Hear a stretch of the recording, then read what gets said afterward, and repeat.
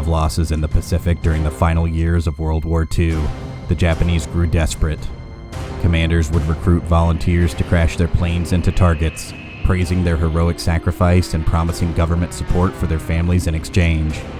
They were called the kamikaze, named after the divine wind said to protect the Japanese archipelago.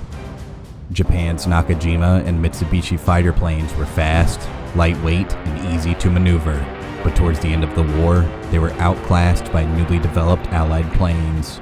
To achieve optimum range and speed, they sacrificed their defenses. They had no armor around their cockpits, no self-sealing fuel tanks to keep their plane from exploding when hit, no radio for communication, and no parachute to save the pilot's life. The metal of their fuselage was so thin it could be cut with a knife.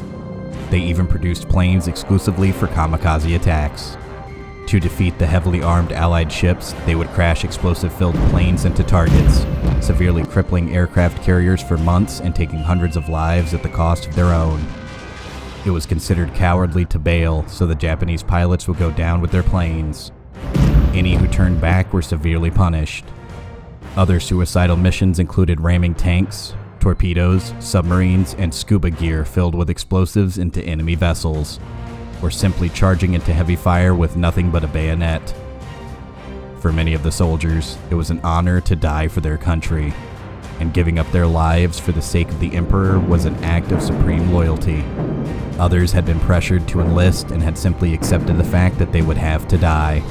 Over 1,000 kamikaze pilots claimed the lives of over 3,000 sailors in the Pacific.